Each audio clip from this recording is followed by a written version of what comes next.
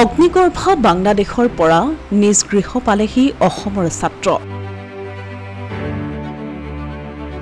কলে বাংলাদেশত সন্মুখীন হোৱা ভয়ংকৰ পৰিস্থিতিৰ কথা এতিয়া লগালগ ড্ৰাইভাৰজনক মাৰিছে গাড়ী গিলাস ভাঙিছে গাড়ী জ্বলাই দিব লৈছে জুই লৈ আহিছে আগত এখন গাড়ী অলৰেডি জ্বলাই দিছে ডেড বডি ৰাস্তা মুখত পৰি আছে এতিয়াতো আমি বহুত ভয় খাইছো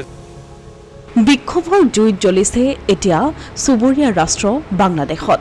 চৰকাৰী চাকৰিত সংৰক্ষণৰ বিৰুদ্ধে আন্দোলনত জড়িত হৈ পৰিছে ছাত্ৰ আৰু যুৱ সংগঠনৰ কৰ্মী এই ঘটনাত বৰ্তমানলৈকে মৃত্যু হৈছে 114 জন প্ৰতিবাদকাৰী আহত হৈছে কেইবাশ ছাত্ৰ-ছাত্ৰী বাংলাদেশৰ এই ভয়ংকৰ পৰিস্থিতিৰ মাজতে বাংলাদেশত অধ্যয়নৰত শিক্ষাৰ্থী আবদ্ধ হৈ আছে বাংলাদেশত ইয়াৰ মাজতে অসমৰ শিৱসাগৰৰ জেঙনি কটিয়াৰ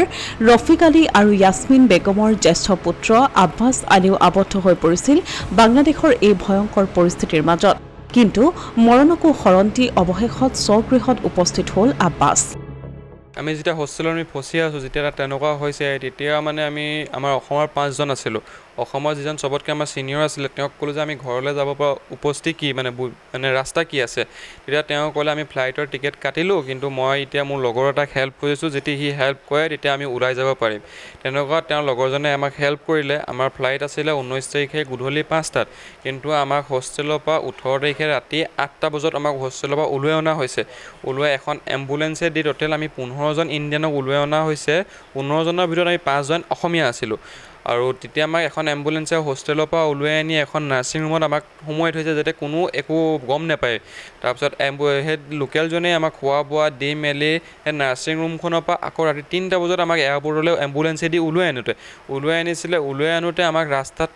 সংগঠনে পালে সংগঠনে পাই মেলি মানে কি হ'ল আমাৰ ড্ৰাইভাৰজনক সুধিলে যে গাড়ীত কোন আছে তেতিয়া সি ক'লে গাড়ীত ৰোগী আছে বোলে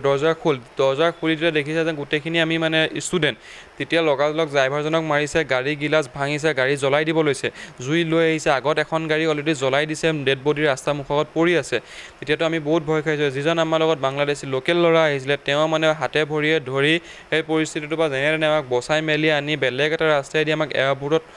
মানে থলে গৈ তেতিয়া আমি যেতিয়া এয়াৰপৰ্টৰ ভিতৰত সোমাইছো তেতিয়া আমাৰ অলপ সেফ হৈছে কিন্তু আমি তেতিয়ালৈকে ঘৰৰ মানুহৰ লগত কোনো কন্টেক্ট নাই জাস্ট মানে ফোন মানে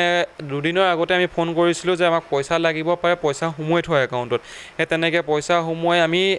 যেতিয়া আমি টিকেট কাটিলোঁ টিকেট কটা আধা ঘণ্টাৰ পিছতে আমাৰ নেট বন্ধ হৈ গৈছে সব বন্ধ তেতিয়া মানে আমাৰ লগৰবিলাক আমি টিকেট কাটিব পৰা অৱস্থাত নাছিলোঁ যদি পইচাও আছে আমাৰ হাতত মানে নেট বন্ধ হৈ যোৱাৰ কাৰণে কোনো টিকেটৰ খেল মানে একো কৰিব পৰা নাছিলোঁ যেতিয়া আমি 15টাই আমি যেতিয়া টিকেট কাটি দিলোঁ এইখিনিতো থাকি গ'ল আমি তেনেকৈ আহি এয়াৰপৰ্টত আমি প্ৰায় 18 ঘণ্টামান আছিলোঁ তেনেকৈ মানে এয়াৰপৰ্টতে শুই বাগৰি মানে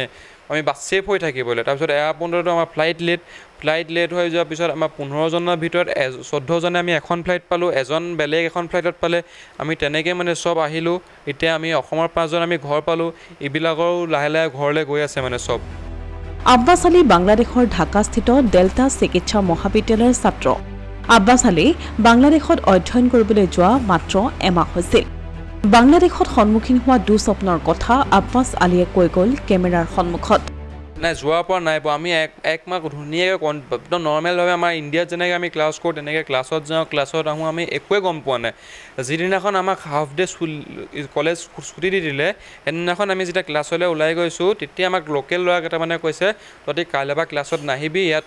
বেছি এনেকুৱা আন্দোলন হ'ব পাৰে তহঁতক দেখিলে এনেই হেৰি কৰিব তহঁতি ক্লাছৰ পৰা নাহিবি আমি তেতিয়া কথাটো মানে এনেই লাইটকৈ লৈছোঁ মানে সি চাগে এনেই কথাটো কৈছে লোকেল হিচাপে আমাক ভয় খুৱাইছে চাগে বুলি